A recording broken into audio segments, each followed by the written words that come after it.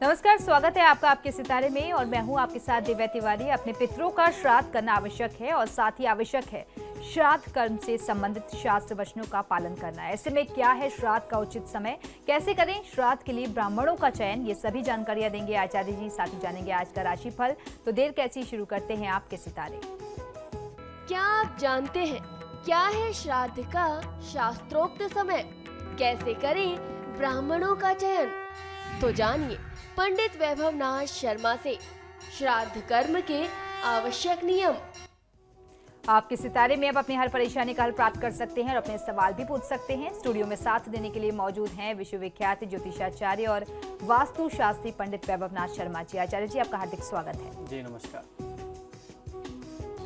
तो यदि आपके मन में कोई सवाल है तो आप भी हमें कॉल कर सकते हैं। हमारे नंबर्स लगातार आपकी टेलीविजन स्क्रीन पर फ्लैश किए जा रहे हैं। आप हमें हमारे टोल फ्री नंबर पर भी कॉल कर सकते हैं।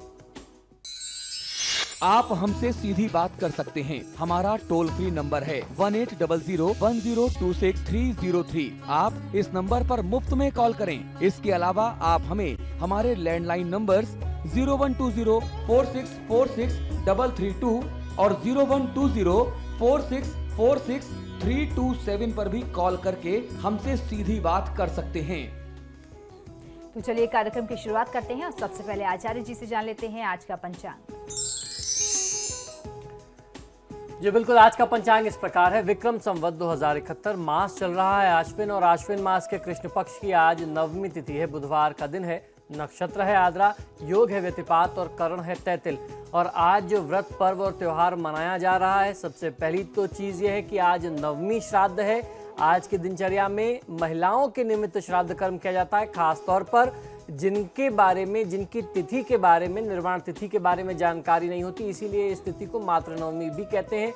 आज कन्या संक्रांति भी हो रही है, साथ ही साथ विश्वकर्मा पूजा है। तो आज कुल मिलाकर के दिन बहुत महत्वपूर्ण बनता है।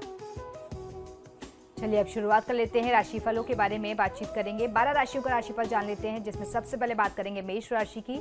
देखते हैं क्या कहते हैं आज के उनके सितारे।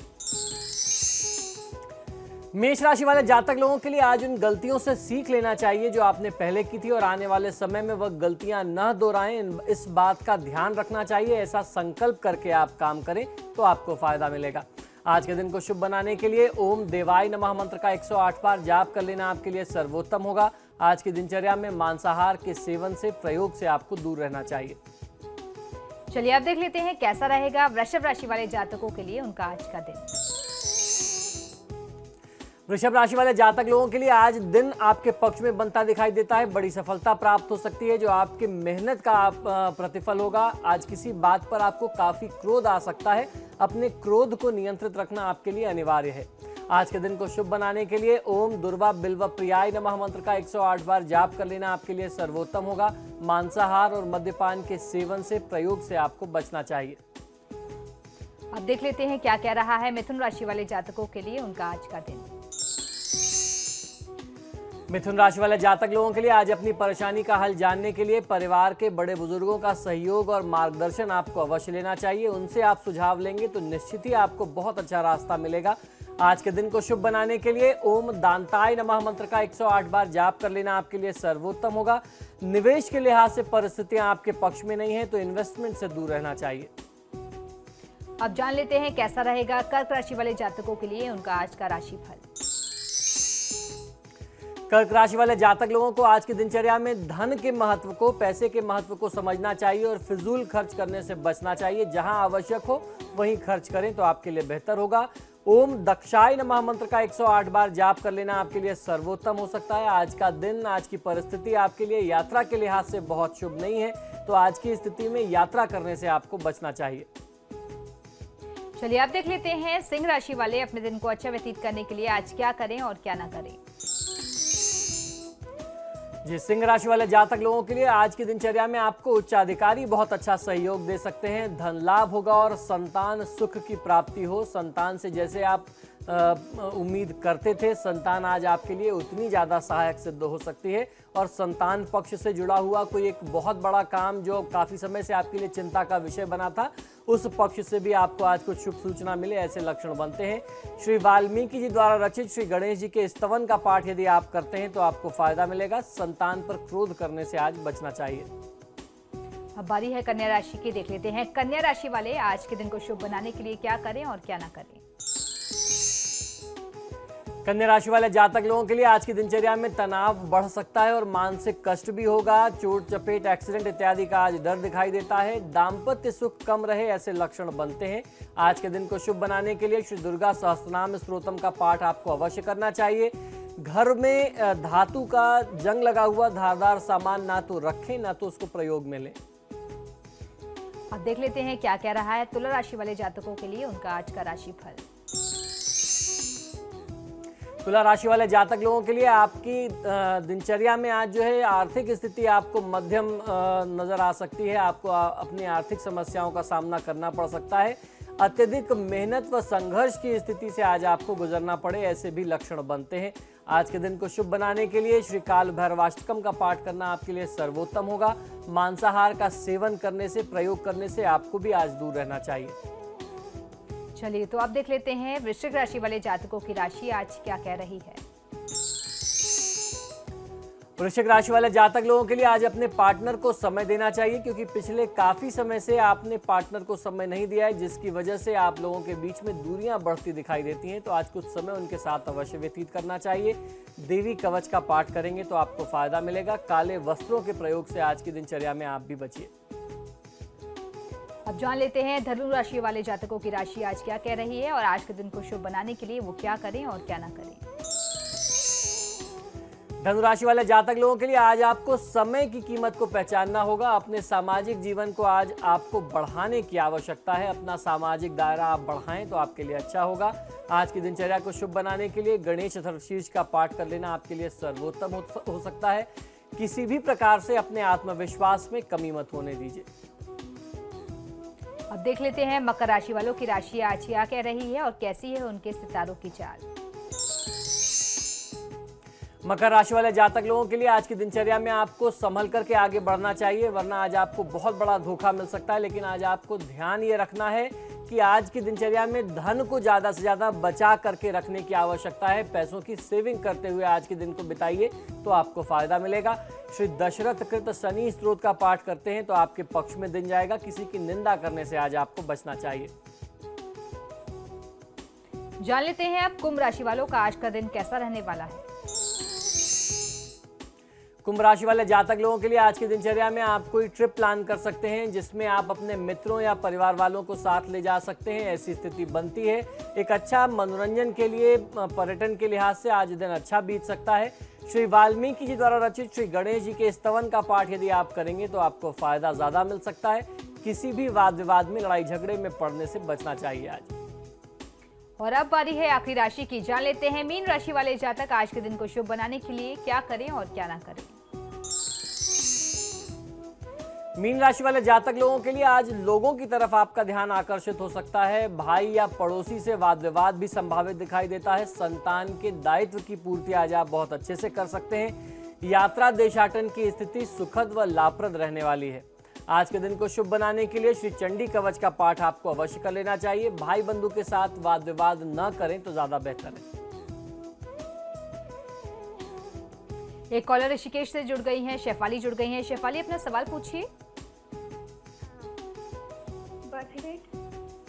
जी बताइए। 11 नवंबर जी 1994। जी टाइम है रात के 9:35। जी जन्म स्थान ऋषिकेश। जी आप अपना प्रश्न बता दें। हाँ जी, मैं ये पूछना चाहती हूँ मेरी पढ़ाई कैसी चल रही है जी और मेरा स्वास्थ्य भी खराब रहता है बहुत। जी बिल्कुल। देखिए, वर्तमान समय में जो ग्रहों की स्थितियां हैं वह निश्चित ही कहीं ना कहीं से एक एकाग्रता की कमी को दर्शाती हैं। स्वास्थ्य में कहीं ना कहीं से कोई बहुत कमी दिखाती हैं।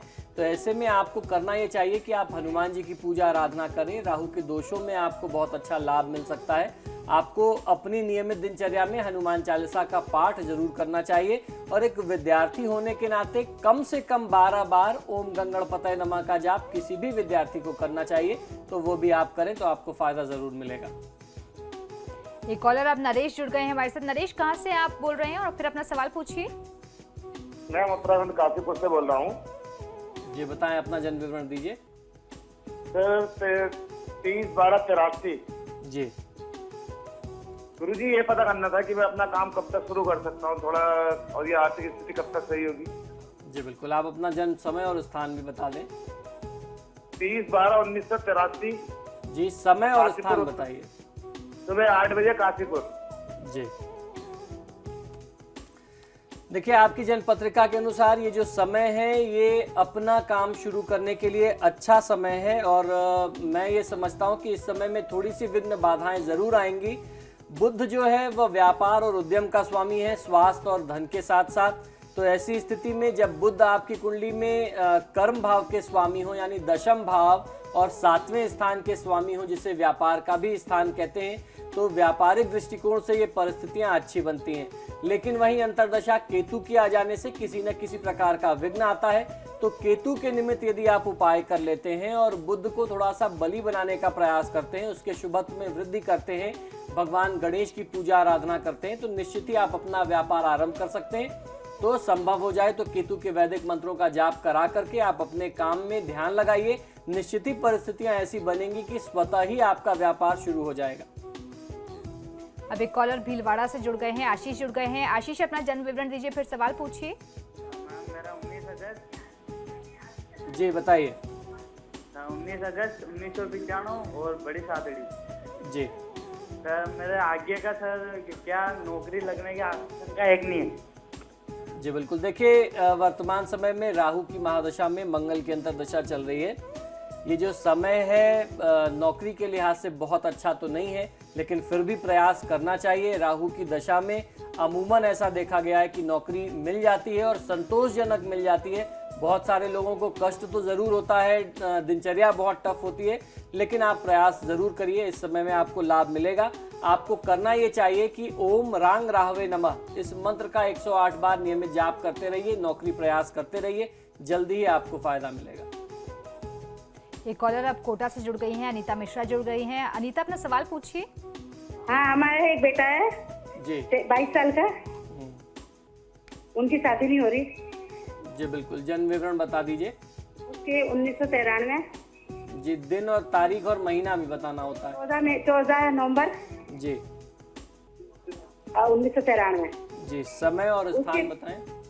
हाँ, ये सुबह 10:10 पे हुआ है। जी, स्थान है बता ना, दें। और कोटा। जी, देखिए जहां तक विवाह की बात है तो बुध की महादशा में बुध की अंतर्दशा है और केतु का प्रत्यंतर है। ऐसा लगता है कि अभी इस साल तो विवाह के संयोग कम है।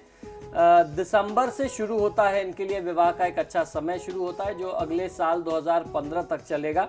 तो अभी आप अपना प्रयास जरूर करते रह सकते हैं, बल्कि कहा जाए 9 मई 2016 तक विवाह का समय जो है दिसंबर के बाद से, दिसंबर 2014 से आरंभ होकर के यह काल रहना है। तो अभी आप प्रयास शुरू कर दें।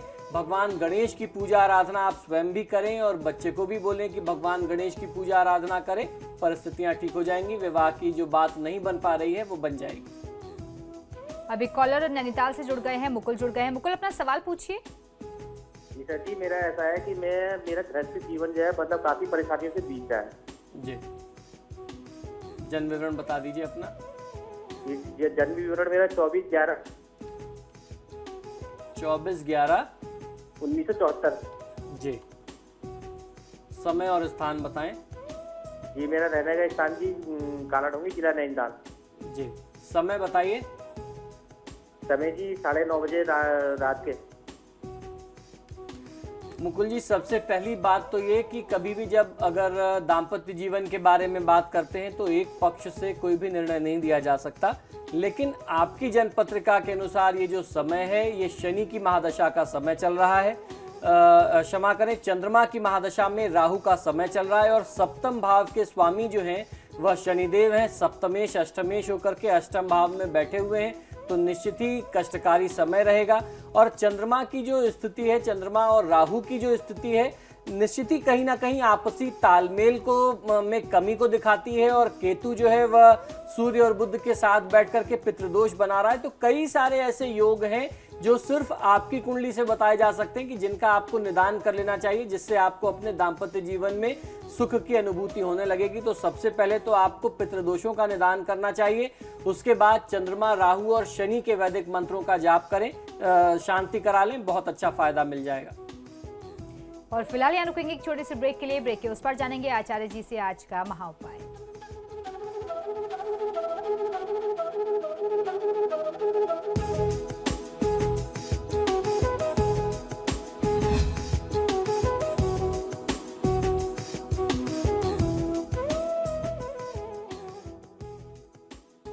ब्रेक के बाद एक बार फिर से आपका स्वागत है। चलिए अब आचार्य जी से जान लेते हैं आज का महाउपाय। जी बिल्कुल, आज का महाउपाय बहुत ही विशेष है। श्राद्ध कर्म में, श्राद्ध पक्षों में बहुत सारी बातों का ध्यान रखना होता है। बहुत आवश्यक शास्त्रीय वचन है जिन बातों का ध्यान हमें रखना होता है। आज हम इन्हीं के बारे में चर्चा करने वाले हैं। इन बातों को, इन चीज़ों को ध्यान में रख करके ही यदि आप श्राद्ध कर्म करते हैं तो आपको फायदा मिलता है। सबसे पहली बात आती है कि श्राद्ध करने का शास्त्रोक्त और उचित समय क्या है, उसका विधान क्या है, किस समय में श्राद्ध कर्म करना सबसे ज्यादा उचित बताया गया है। तो आइए जानते हैं किन किन तिथियों में, किन किन समय में, किन मुहूर्त में श्राद्ध करना चाहिए। सूर्य व चंद्र ग्रहण के समय में, विपुष योग में, सूर्य संक्रांति में, आज सूर्य संक्रांति हो रही है, व्यतिपात और वैधृति योग में, भद्रा योग में और गज छाया योग में। और हर महीने की जो अमावस्या आती है वह श्राद्ध कर्म करने के लिए बहुत महत्वपूर्ण होती है। इसके साथ साथ पूरे साल में 15 दिन या 16 दिन कहा जाए, 16 दिन का जो समय होता है, अश्विन मास का जो पितृपक्ष होता है, पितृपक्ष सबसे महत्वपूर्ण और विशेष मुहूर्त होता है, विशेष पक्ष होता है श्राद्ध कर्म इत्यादि करने के लिए। श्राद्ध में कुतुब काल का विशेष महात्म होता है। सूर्योदय से 8वां मुहूर्त जो होता है वह कुतुब काल कहलाता है। इसी में पितृ तर्पण व श्राद्ध करने से पितरों को तृप्ति मिलती है और संतुष्ट होकर के वे आपको आशीर्वाद प्रदान करके अपने स्थान को पुनः वापस जाते हैं। महालया में पितृ की मृत्यु की तिथि में, यानी उनके निर्वाण की तिथि में पितृ तर्पण व श्राद्ध करना चाहिए। यदि मृत्यु की तिथि का ज्ञान ना हो तो, या फिर आप किसी कारण से उनकी तिथि पर तर्पण ना कर पा रहे हो, तो ऐसे में श्राद्ध अगर आप ना कर पा रहे हो तो अमावस्या पर आपको श्राद्ध उनके निमित्त अवश्य कर लेना चाहिए। या श्राद्ध से जुड़े हुए जो भी आप कर्म करना चाहते हैं, तर्पण इत्यादि करना चाहते हैं, वो आपको अमावस्या की तिथि पर कर लेना चाहिए। इसलिए भी अमावस्या की तिथि का महात्म सबसे ज्यादा बताया गया है। वो चाहे पितृपक्ष की अमावस्या हो या पूरे साल में जो भी हर महीने की अमावस्या होती है, उसके महात्म की अगर हम बात करें तो। अब बात आती है कि अगर श्राद्ध कर्म करना है तो किस प्रकार के ब्राह्मणों का हमें चयन करना चाहिए। यानी ब्राह्मणों का चयन भी बहुत शास्त्रों में इसके लिए भी बहुत सारी चीजें बताई हैं। क्या क्या चीजों का ध्यान रख करके, किन बातों का ध्यान रख करके किस ब्राह्मण को हमें आमंत्रित करना है, इनवाइट करना है, ये भी बहुत इंपॉर्टेंट है, बहुत महत्वपूर्ण है। इस बात को भी समझिए। श्राद्ध के लिए ब्राह्मणों का चयन सावधानी से करना चाहिए, अन्यथा श्राद्ध विफल हो जाता है। निर्णय सिंधु, गरुड़ पुराण, पृथ्वी चंद्रोदय के अनुसार रोगी या फिर ज्योतिष का कार्य करने वाले, अगर कोई रोगी है, बीमार है या फिर ज्योतिष से जुड़ा हुआ कार्य करता है, कोई ऐसा ब्राह्मण है, राजा का सेवक है, गायन वादन इत्यादि करने वाले अगर कोई ब्राह्मण है, ब्याज से वृत्ति कमाने वाले, यानी अपनी इनकम जो है वो ब्याज के धन से, इंटरेस्ट से अपना परिवार चलाते हैं, खलवाट, पशु बेचने वाले, अधर्मी ब्राह्मण जो हैं, या मद्य विक्रेता अगर कोई है, जटाधारी है, कुबड़े हैं, कुत्ते के काटे हुए, गर्भ की हत्या करने वाले, नास्तिक, हिंसक, अंगहीन, स्वगोत्री यानी अपनी गोत्र का अगर कोई है, गर्भवती या रजस्वला स्त्री का पति तथा व्यापारी ब्राह्मण को श्राद्ध के लिए निमंत्रण नहीं देना चाहिए। ये हमारे धर्मशास्त्रों का मत है। निर्णय सिंधु इत्यादि की ये हमें गाइडलाइन मिलती है। पिता पुत्र या दो भाई भी एक साथ श्राद्ध कर्म में वर्जित हैं, यानी आप एक साथ एक परिवार से पिता पुत्र को आमंत्रित नहीं कर सकते और दो सगे भाइयों को भी आमंत्रित करने से बचना चाहिए।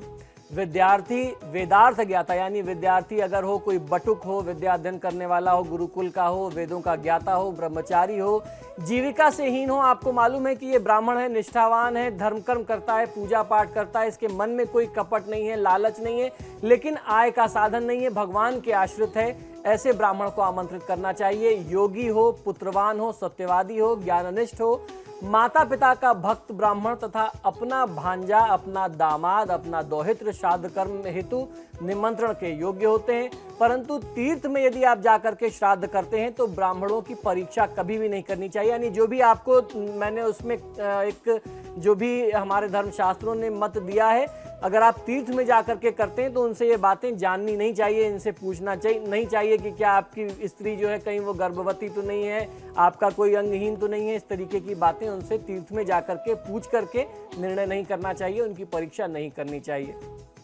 ये तो बात रही ब्राह्मण चयन की। अब जानते हैं श्राद्ध के निमित्त ब्राह्मण का यदि जब आप भोजन बनाते हैं तो भोजन में प्रयोग होने वाली कौन सी चीजें हैं जिसका आपको प्रयोग करना चाहिए और कौन से ऐसे पदार्थ हैं जिनका प्रयोग नहीं करना चाहिए। श्राद्ध में गेहूं, तिल, मूंग, यव यानी जव, काले उड़द, साठी के चावल, केला, ईख, चना, अखरोट, विदारी कंद, सिंघाड़ा, लौंग, इलायची, अदरक, आंवला, मुनक्का, अनार, खांड, गुड़, हींग, दूध, दही के पदार्थ, मधु, मालपुआ, गाय या भैंस के घृत से बने हुए कोई भी पदार्थ, उनका घी, खीर, शाक यानी साग का प्रयोग पितरों को तृप्त करता है। अशुभ कार्यों से कमाया गया धन, पालक, पेठा, बैगन, सलगम, गाजर, लहसुन, राजमा, मसूर, बासी भोजन और पैर से स्पर्श किया गया पदार्थ, काला नमक इत्यादि श्राद्ध में निषिद्ध कहे गए हैं। इन चीजों का आपको ध्यान रखना चाहिए। तो ये सारी चीजें हैं जिन बातों को ध्यान में रख करके आप ब्राह्मण को भोजन कराने के लिए शुद्धता और पवित्रता से भोजन बनाते हैं। कौन सी चीजें प्रयोग करनी है, कौन सी नहीं करनी है, कैसे ब्राह्मण का आमंत्रण आपको करना है, किस समय में श्राद्ध करना चाहिए, हर प्रकार की आज्ञा, हर प्रकार के दिशा निर्देश हमारे धर्मशास्त्र हमें देते हैं। अगर इन शास्त्रोचित बातों का ध्यान रख करके हम श्राद्ध करें तो निश्चित ही हमारे पितृदेवता हमसे संतुष्ट होंगे और अपना अंश ग्रहण करके हमें आशीर्वाद देकर के अपने स्थान को पुनः वापस जाएंगे। तो ये था हमारा आज का महाउपाय। इसी के साथ ही हमारे आज के कार्यक्रम में फिलहाल इतना ही। बहुत बहुत शुक्रिया आपका दर्शकों में कॉल करने के लिए। आचार्य जी आपका भी बहुत बहुत शुक्रिया स्टूडियो में आने के लिए। तो आपके सितारे में फिलहाल इतना ही, लेकिन खबरों के लिए देखते रहिए समाचार प्लस। नमस्कार।